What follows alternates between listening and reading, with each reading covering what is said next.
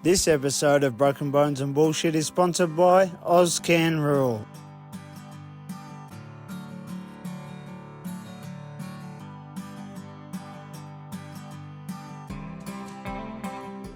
So my next guest is Kaleb Comollatti. That's him, brother. That's it? Yeah, that's him. I only know you as Bull. Yeah, Bull Como, yeah, that's my nickname down here in Vic, yeah. So how'd you get the nickname Bull? From my father-in-law and my uncle-in-law, we had to change it up and be a bit more pleasant, you know. So couldn't be getting around calling me Beast, and that was my old nickname, you know. So how'd you get the nickname Beast? I used to knock around up home. We used to, you know, me and the lads and that, tattoos and a few other lads, and I'd always do shit that was out of ordinary for a normal person, and yeah, we were going out pigging one day. I drove through the river, got a fish, caught a perch in the back of my ute in the dog cage, and we get out the other side after we've just been submerged underwater, and I jump out, and one of the lads goes, "Oh, you got a fish there, lad? That's a fucking good catch." And oh yeah, fuck yeah, and half tanked, I grabbed it and just bit its head off and started chewing on its head and eating it. And fucking, yeah, that's where the beast come from. They said, "You're an animal." Yeah, but anyway, and then it just progressed from there, you know. It was just, yeah, it stuck, that name stuck from there, because everything else that I've done in my life sort of related to it, so. Yeah. Just wild and reckless. Yeah, wild, reckless, didn't give two fucks back then. Yeah, for a good time, not a long time, you know. Yeah. Yeah. And so how old were you when you got on your first bull? First bull, Miriamvale, I was 12-year-old, 2002. Yeah. I'm pretty sure. But yeah, 12-year-old, big brindle, baldy, packing me jocks, saying it, and I was thinking, oh no, what do I get the biggest bull? When I look across at my cousin that's older than me and he's got this little tiny bull, and I'm like, fuck, why couldn't I get that? But yeah, got this bull, rode him out there, got 7.5 seconds on this bull. Oh, great. Yeah, just jump kicked out across the arena.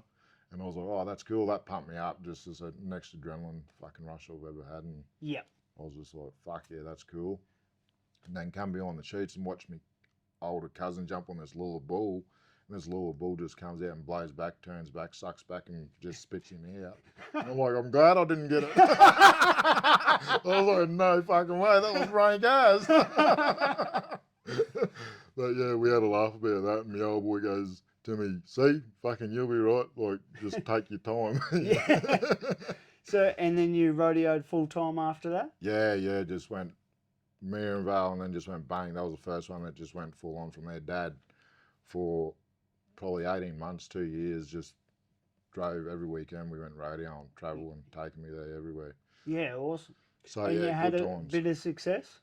Not at the start, no. Yeah. Took me about 2 years to even get one covered. Yeah, wow. Yeah. So, you know, I had all that upper body strength and that, but and balance and that, but just could never cover one. Get to Were 6, you always a 7 big seconds. kid? Yeah, always solid, big fella, you know, playing union league and all that as well. So yeah, bloody always built bigger up the top end, and yeah, bloody chicken legs down the bottom. But yeah, it was good. Once I rode my first one, probably 2 years into it, I felt pumped as, you know. Yeah. I was like, yeah, cool. Took a long time to get there. Done a lot of practice at the Western and out the Corrie brothers. I don't know if you know them from up north there. So yeah, Brad and Steve Corrie and Pete Corrie, so family up there, Corrie family. Yeah. Good family. So used to go out there every Sunday, jump on bulls. Oh, cool. After riding on a Saturday, you know. So yeah, it was and good. that helped you progress a lot quicker. Oh, a lot quicker, yeah. You know, level of bulls, not just a level of bulls, but even just getting them covered, getting that confidence up, and then from there, it just started kicking along, you know. Yeah. And I think I was, by the time I started at 12, I think by the time I was 14, when I started riding decent, by the time I was 14, 15, I started stepping up as well at that same time, like riding rookies and juniors at the same time. And Yeah. got to about 16, 17 and started stepping up to open. So, yeah, just that thrill, Yeah. So, yeah. And what was one of the biggest sort of wins you had over your career? Which and what sort of aspect are we talking? Oh, just like biggest rodeo you won, or I'd say Normanton. Yeah. Normanton, I won the junior bull ride up there. And I was just out of the window for the open bull ride, and I was only 15 then.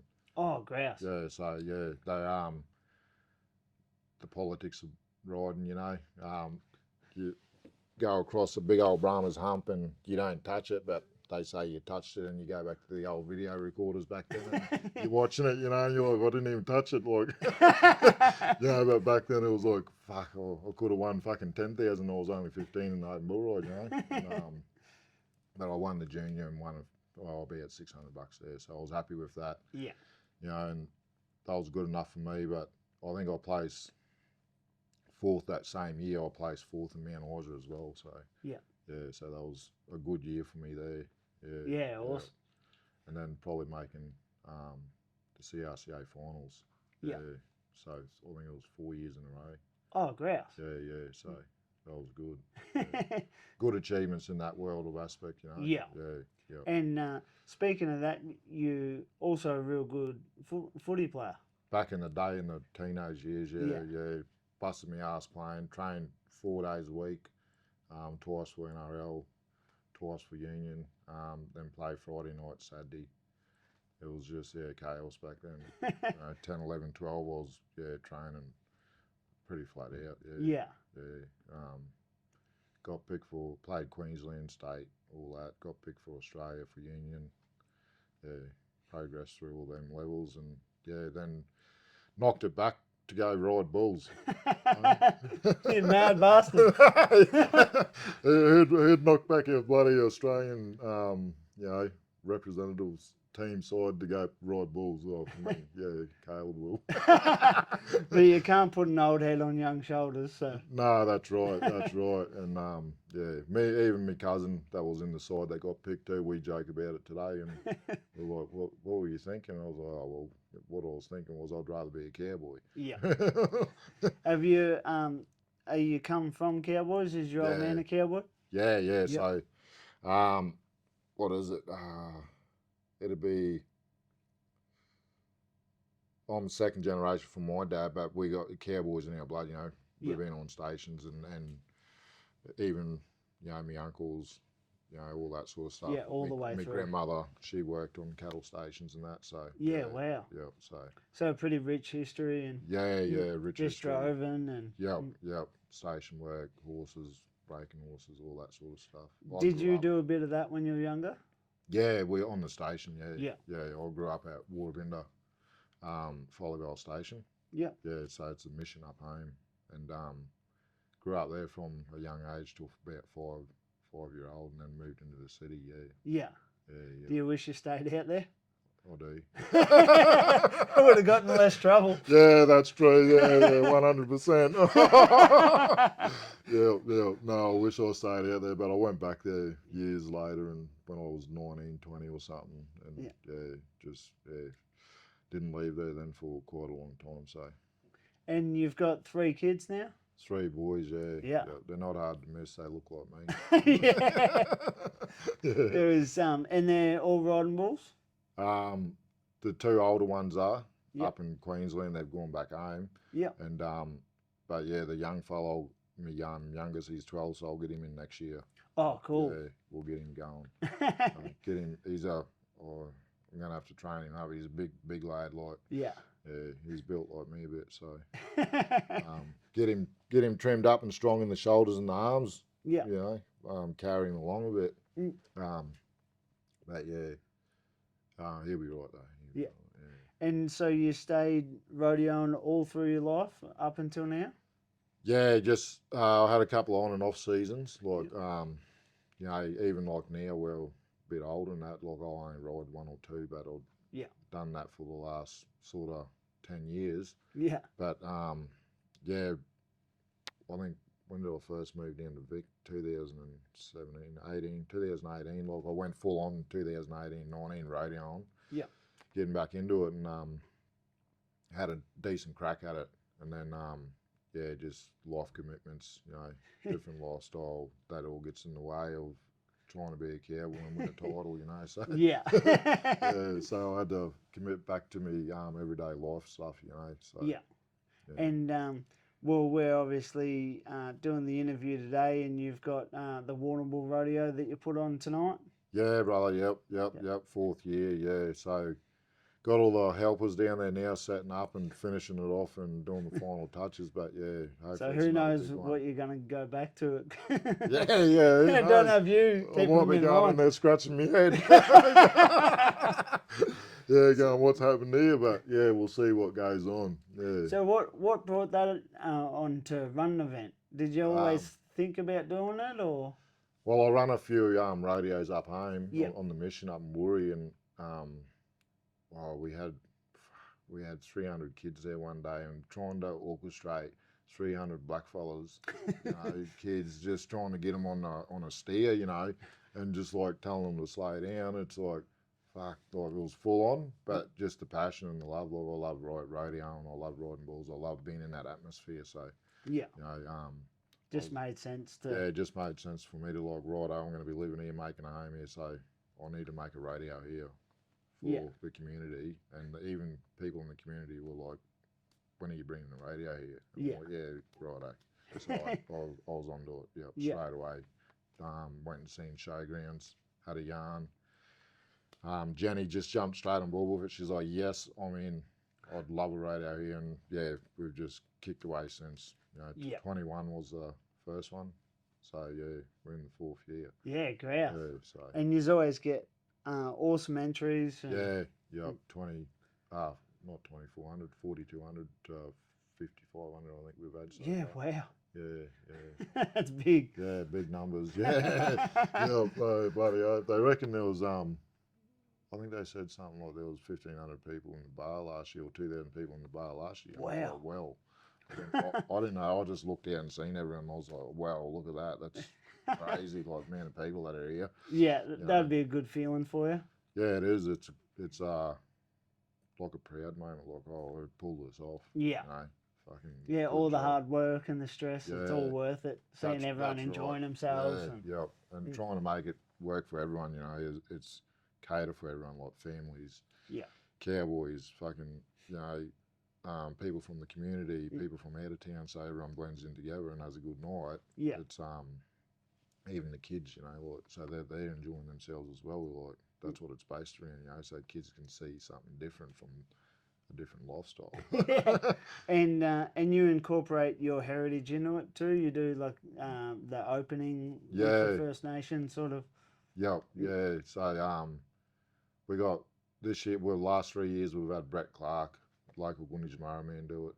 This year we've got Jess Chatfield, local Gunditjmara woman, doing it. So, and then I've just had a phone call that she's got her nephews that are going to do a dance as well. Oh, grouse. So yeah, that'll be good. It's showcasing the culture, but it's also letting everyone know, like, you know, in a sense, like, there's still culture's still around, but it's sort of hidden in a way as well. Yeah. It's not really exposed. There's a lot of acknowledgements, a lot of welcomes to countries, but in different aspects, you know. Yeah. Whereas I base mine around doing a cleansing. So when I speak to whoever I'm getting to come in to do it, I say the purpose of this is to cleanse the arena, cleanse the cowboys, cleanse the people in the crowd, but also acknowledge them to your country. Yeah. Because I'm from Queensland, so I can do it, but I don't want to. Yeah. You know, I'd rather let someone local that I know do it. Yeah. Because it's their country. Yeah. You know, it's all our country, but traditional lands, it's theirs. Yeah, you know what I mean? No, don't want to get into the politics of it all. But and isn't there like 300 and something tribes in just Australia? In Australia? Yeah, well, there's more than that, but the big tribes as one. You got your 250 to 350. Yeah. But you know, then you go in, it gets difficult. Aboriginal culture gets difficult. So, but a lot of people don't understand that. So then it goes from that, then it goes into your clan group, and then it goes into your sub-clan groups, and then it goes into your family groups. So yeah, it does. Yeah, Get confusing. yeah, confusing and hard to keep, knowledge and track of everyone. So Yeah. yeah. And I see you instill that in your boys too. Yeah, You, you do like take them out and show them all. Yeah, I was teaching them dance. I've showed them a few things and that along the way, and yeah, when I go back home on country up home, I take them out as well. So Yeah, and that's something pretty important to you to keep that culture going. Yeah. Instilled in your boys, and so then they can pass it on to their kids. Yeah, definitely. And then, because if you don't show them, then it's lost. Yeah, it gets lost, and then we've already lost so much with our elders passing on. So if we're taught something and we hold the knowledge of that, we need to pass it on to our either kids or person that's worthy of it. Yeah. So, and that's where it gets political again. Oh, really? So yeah.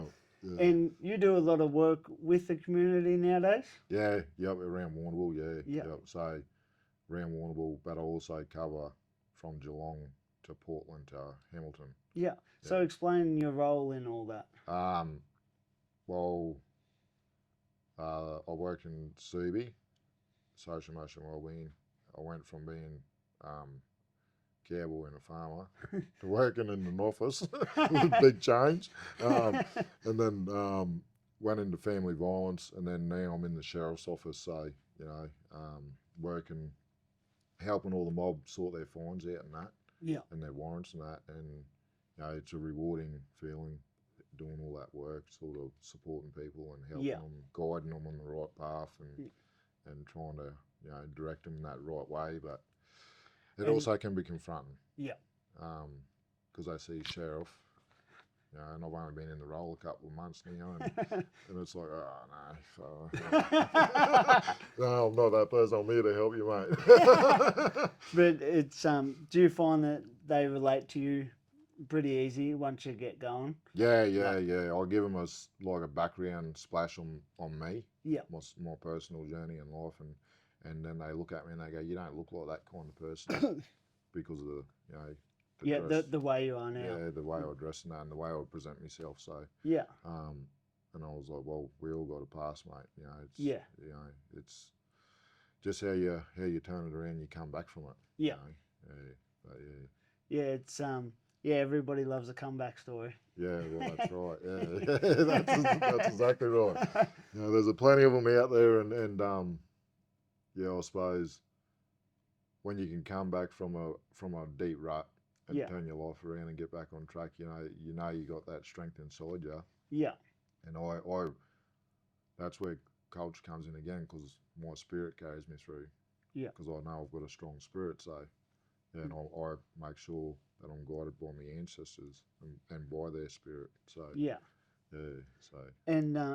And when you were in your rut, did you just sort of ignore that, or it always brought you back? No, I didn't mix culture with what I used to do. Yeah. I'd stay away from my culture. Yeah. I'd stay away from all that sort of aspect, because like the repercussions, karma. Yes, sir. You mix two different things together that don't go together, and there can be consequences, So, yeah, I didn't mix my culture with the lifestyle that I lived for a number of years. Yeah. So I only done culture when I was sort of clear in the head. Yeah. And what helped you sort of get back on the straight and narrow? What was your sort of first step to realising that, like, this is my kids? Yeah. Yeah, so they were young, and I was like, oh, fuck this. Like, I don't want them to grow up with me going off the rails like me. I've seen other people in my life in and out of jail. They're fucking kids without fathers, all that sort of stuff. So I was like, fuck, I've got to pull my head in, do a solid here and turn my life around. And, I'd go into a bit deeper. That was one of the things, but I'll go a bit deeper for you and give you another aspect and another side before I turn my life around. There's a lot of different people out there, but there's spiritual people, there's conspiracy whatever they are, conspiracy people. Yeah, You know, conspiracy theories. theories and all that. But and then there's a difference between like being cooked on the drugs and then being connected to a spirit. Yeah. You know what I mean? So back then, like, what was it? October 2014, I think it was. Yeah, so October 2014. So 5th of October 2014, I got clean. Yeah. So I think it was maybe 2 months before that, would have been around August, just after my birthday. We were driving along, me and a mate, and we were fucking off our heads, drunk on the rum and on the fucking other stuff, you know, the candy powder.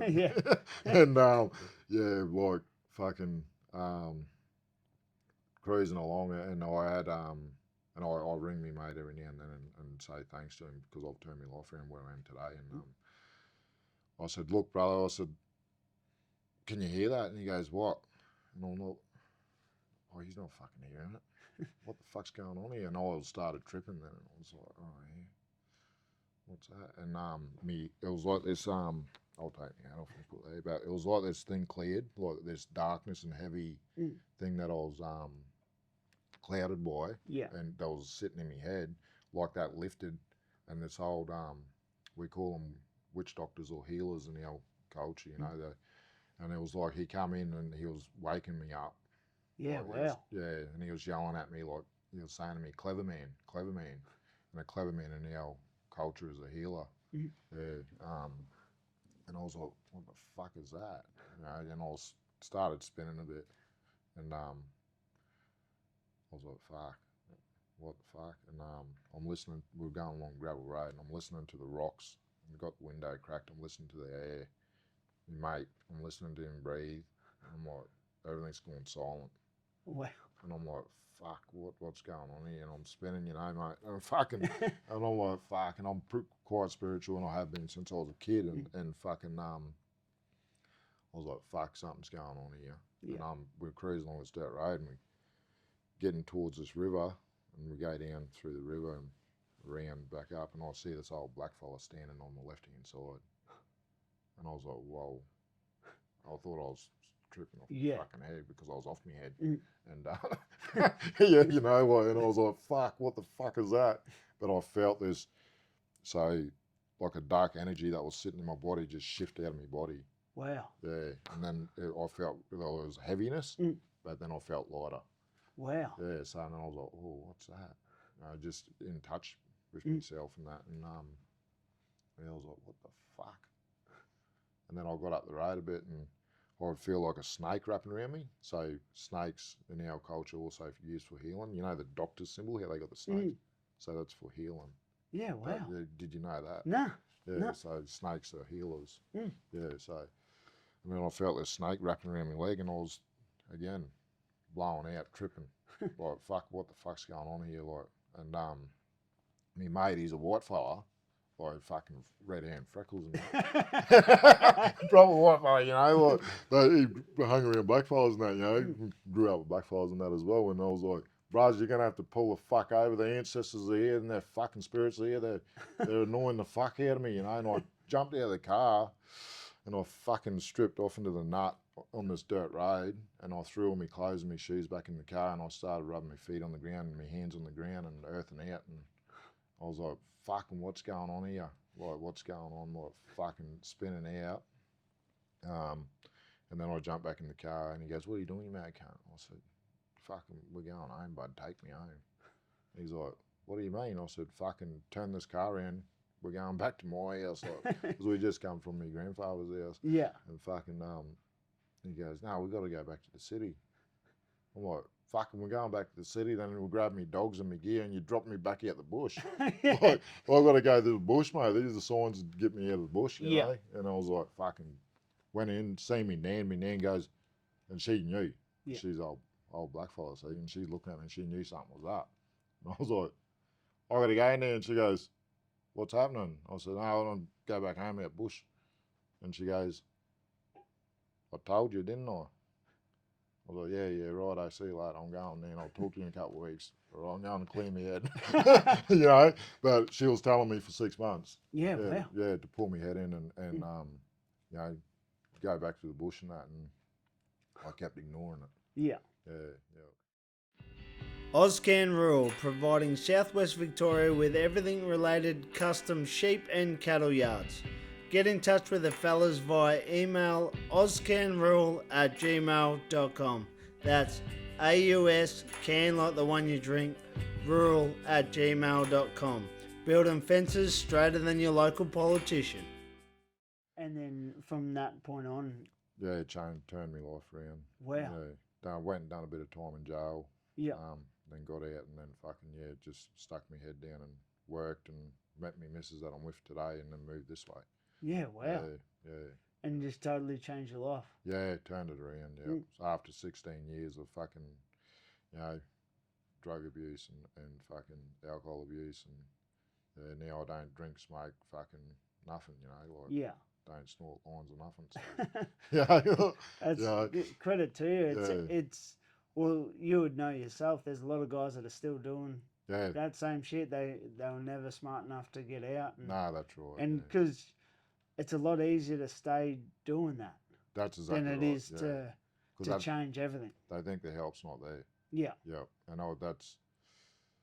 I suppose where I say strong spirit. Like I've got a strong spirit, so that helped me through. I never went to rehabs or fucking all that sort of shit. Like I think when I went to jail, that was more rehab because it woke me up and I was like, fuck, I'm not coming back here. Yeah. You know, whereas other people they go, oh, yeah, good lifestyle. Yeah. Get 3 feeds a day, get to train all day and bulk up. Nah, mate, fuck that. I want to be free. And you want more out of life than that. That's right, yeah. There's a lot more to life, you know. So. And do you find that that's why you do what you do now? Try so hard to give back to the community and especially your people and that with different ways and being a good mentor? Yeah, definitely, yeah. That my past, like, fucking helps me. What I've been through in my past life helps me in my life today, like, moving forward. It helps me direct, not just myself, but even other people. I don't have all the fucking answers, but I've got some answers, you know.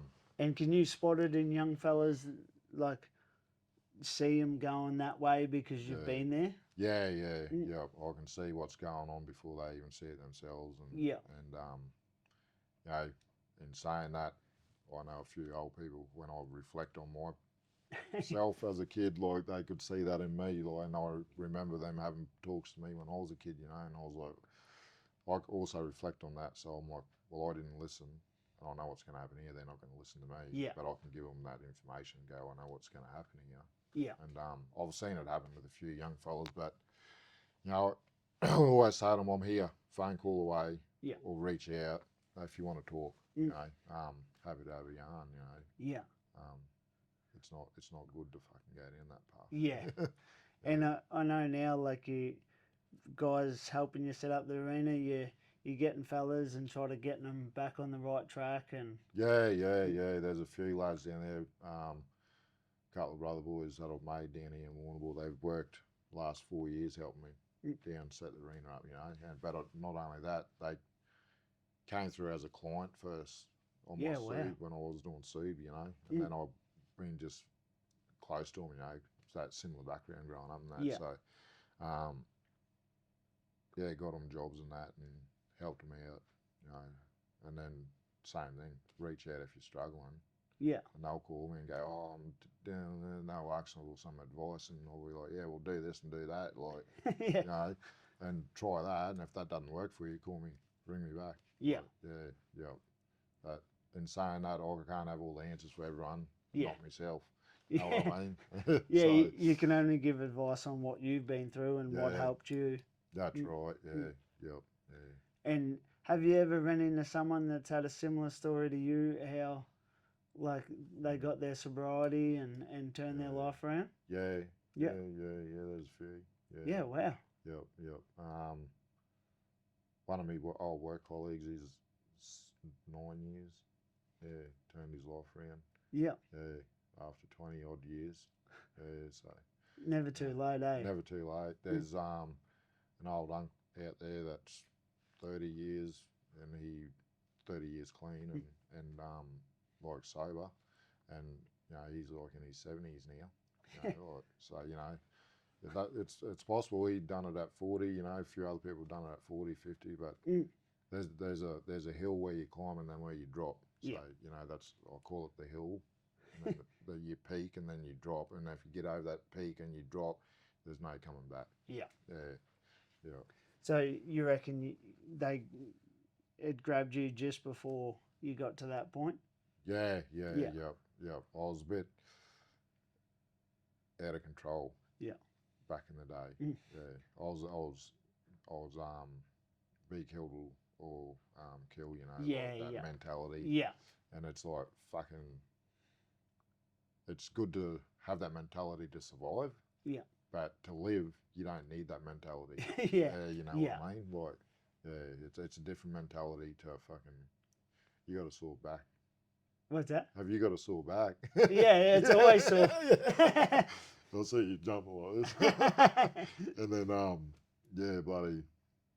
But it's even like riding bulls, It's like, fuck, I can get killed riding these bulls, but fucking I'm going to go do it. It's an adrenaline pump.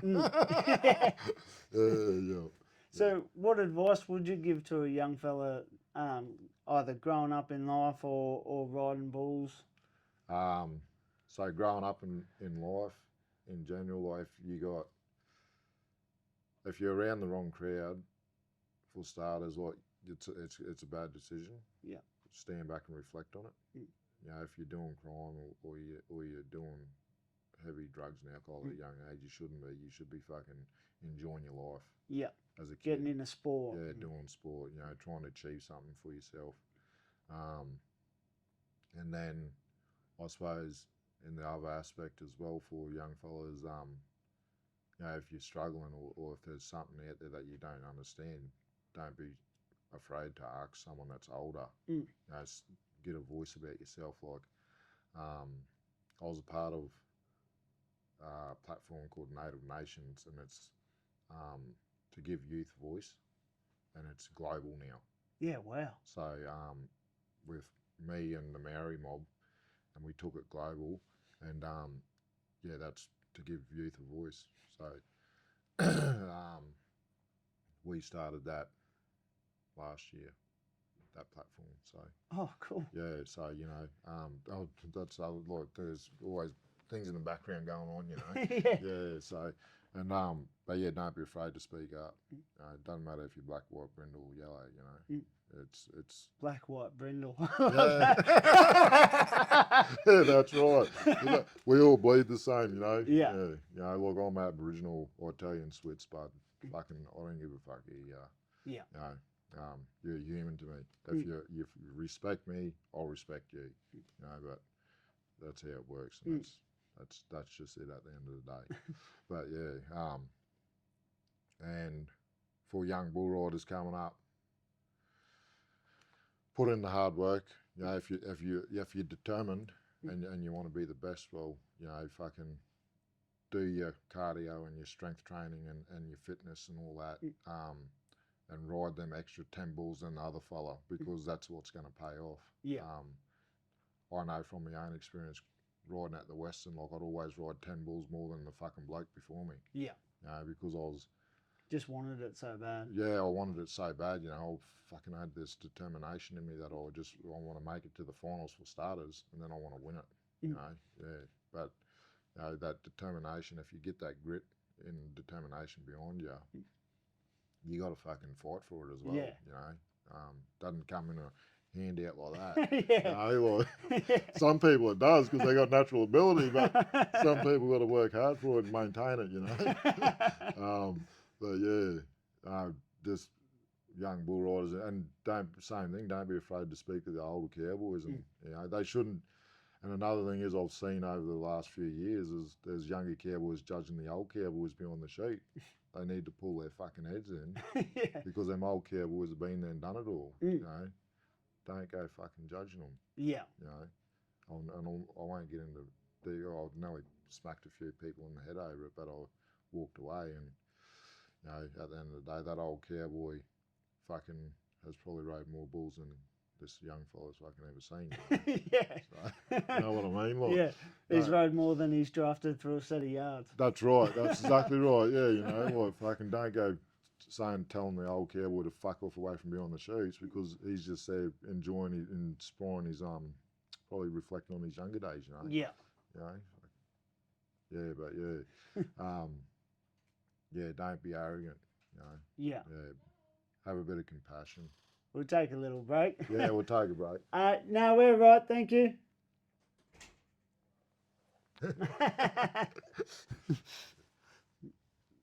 Yeah.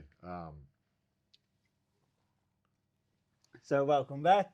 We had a little interruption. Yeah. No, no happy endings here, sorry.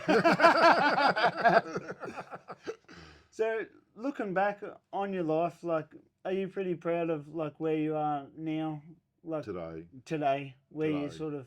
Yeah. I was mixed up with some pretty heavy people back in my past life. I struggled with alcohol real bad. I was an alcoholic for fucking 10 years. I was on and off drugs for fucking 16 years. Yeah. You know, started with Yandy and then got into heavier stuff. And another thing is I'd say too is if you can fucking help it, don't go near it because it'll fuck your life. Yeah. You know, it's not good. It's poison.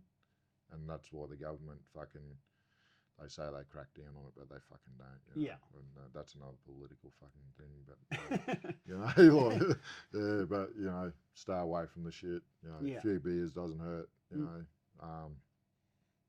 But yeah, like, yeah, no one's life's got better getting on that shit. Nah. I've fucking lost a heap of mates. Yeah. Like good mates too, like over the years, and seen a lot too, I suppose. Yeah. You know, but yeah, to where I am today, I've got fucking, I think it's about 180 head of fucking stock, 100 acres, you know, good missus, you know, and 3 kids. Son, 3 kids, yeah, and just we poke along and do our own thing. I work my job, I do the farm, I help out within the community where I can, and just sort of giving back what we were saying before, giving back like after, even though I didn't take from this community or you know, do anything in this community where I am now, but even back home in the community I come from, I get phone calls to go back there and help them. Yeah. And I say no, I can't go back there. Yeah. And they go, why not? And like they don't understand, so I just don't go into that detail. And yeah. it's like, well, if I go back there, I walked away from that life, you know, to better me life. I don't want to go back to that life. Yeah. You know, even though that's just my mindset for some reason. Yeah. And even now, like, been doing so for so long, you still just want to keep it separate, stay away from like who you once were. Yeah, that's right.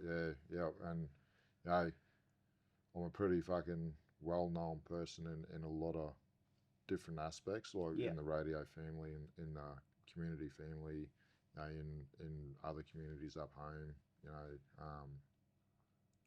and yeah, I don't know how would I say it? I'll say it's come at a price with some of them, but most of it's been well respected name as well. Like it's well respected in a lot of communities, you know what I mean? Like say for instance Rodeo in the community here, like I'm well respected. Yeah. So I don't hear it, but other people talk, and then one person will come back and say, you don't know how fucking well respected you are, eh? Yeah. And I'll go, what do you mean? What are you going on with? You know, especially from the person I was years ago. You know, to now be that person that young fellas are looking up to. Yeah, that's right. And going to for advice. Yeah, that's right. Yeah. Even back when I was running amok back years ago, like people would come to me for advice, like young fellas and that. And I'd tell them, don't come to me, but I don't have the fucking answers for you. Yeah. You know, I said, I'm fucking still working it out. Yeah. You know, so I was always been pretty honest and straight up with people, but you know, fucking you can't come to someone that doesn't have the answers and ask them if they know this and that when they don't have the answers at that time, you know. And you go to the old heads. Yeah. And you're pretty hard on the boys, like keeping them all straight and narrow. Yeah, Or they're pretty good. Yeah, I'm pretty fucking strict.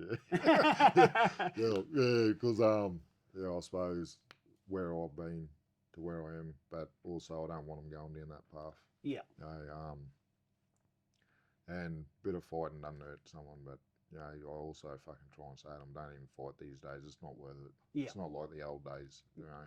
I don't know what it is nowadays, but people just seem to die. Like they get hit and die. It never used to. Just good old fights, but now I don't know, too soft or something. Fight. Yeah. You know, you have a fight with someone, you get done for assault. Yeah. You know, you touch them like that, you get done, and it's like, fuck, mate, like you can't even offer them out. You know. Yeah. You can't even say, well, let's go out on the grass. You know, like you're getting in trouble. Yeah, because it becomes a verbal assault. Yeah. Yeah, you know, like, can't do it. Can't do it no more. Different world. Different world. It's changed in 15 years. So, what's next for Bull?